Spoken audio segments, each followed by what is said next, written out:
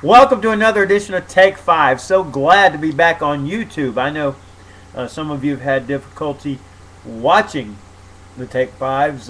YouTube had its issues for a few days.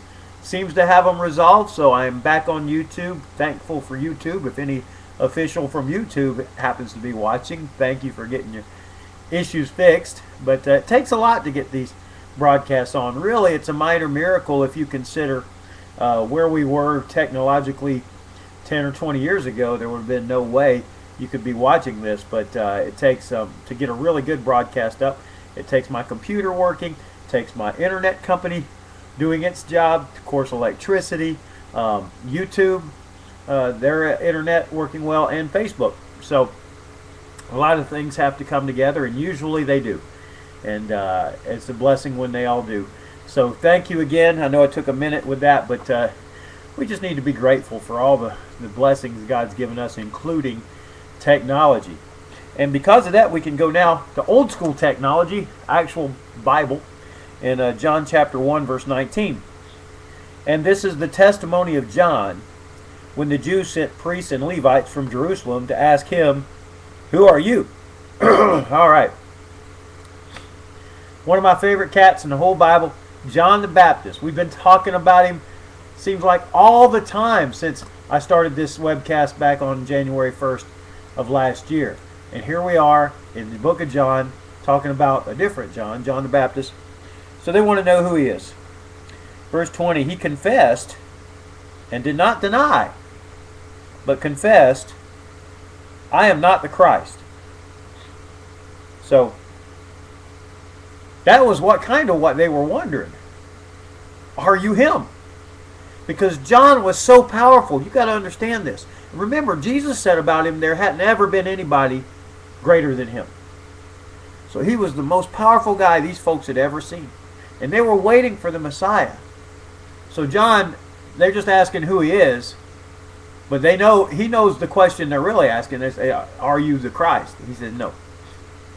So since he's not them, they're going to ask him some more questions. Verse 21, and they asked him, "What then? Are you Elijah?" Now the reason they're asking him that, if you look at the book of Malachi, it says before the Christ comes, Elijah must come. Now it's interesting. John's going to give an answer here that seems to contradict what Jesus actually said about him. I believe back in Matthew 16, but I could be wrong there on the scripture reference. But Jesus actually says something different. Let's read though. He said, "I am not. Are you the prophet?" And he answered, "No." All right. He's denying being Elijah. Now I believe what's going on here is he's denying being the actual prophet Elijah. But see what it said in Malachi is that there would be a prophet that would come in the spirit of Elijah. So some of the folks did not quite understand that, and they were looking for the actual prophet Elijah to come. Now he did make an appearance in Matthew 16 on the mountain of transfiguration, but I don't want to get too much into that. John is saying he's not the actual prophet Elijah. Jesus would say about John that he was the Elijah, but it meant he was coming in the spirit. So it looks like a contradiction, but really it's just a matter of how you look at it. John's saying, "I'm not any of those people, and I'm not the prophet." Now the prophet refers, I believe, to Deuteronomy 6 or 31, somewhere in Deuteronomy, where it's a prophecy about Jesus, but he's called the prophet. Okay, that's actually referring to Jesus. But he's saying, "No, I'm not any of those guys. I'm a completely different guy." So they said to him, "Who are you? We need to give an answer to those who sent us. What do you say about yourself?" He said, "I am the voice of one crying out in the wilderness, 'Make straight the way of the Lord,' as the prophet Isaiah said." So he's willing to take a little credit here. He's saying, "Look, Isaiah did prophesy about me, and I'm that guy." Isaiah said there's going to be a guy crying out in the wilderness, and that's where John did all his preaching. He didn't really come into town where the people were. That was his ministry was out there. But he was telling people, "Make straight the way of the Lord. Get yourself ready for Jesus." Isaiah prophesied about me. That's who I am. Verse 24. Now they had been sent from the Pharisees. Now the reason that's there, and in the NIV it's in parentheses, to let you know the motivation. The Pharisees were always against anything that shook their little world up. They were prideful religious leaders. And so they're sending these guys because John is shaking their little world up. They asked him, then why are you baptizing? All right. Who do you think you are? Why are you out here baptizing? And look, John just wasn't baptizing once in a while. Like a lot of our churches have a baptism service once every month or something. He was baptizing hundreds and hundreds and hundreds of people. He would preach 5 minutes and baptize an hour. I mean, that's what he was doing. All right. So, if you are neither the Christ, nor Elijah, nor the prophet, in other words, what are you doing? John answered them, I baptize with water, but among you stands one you do not know, even he who comes after me, the strap of whose sandal I am not worthy to untie.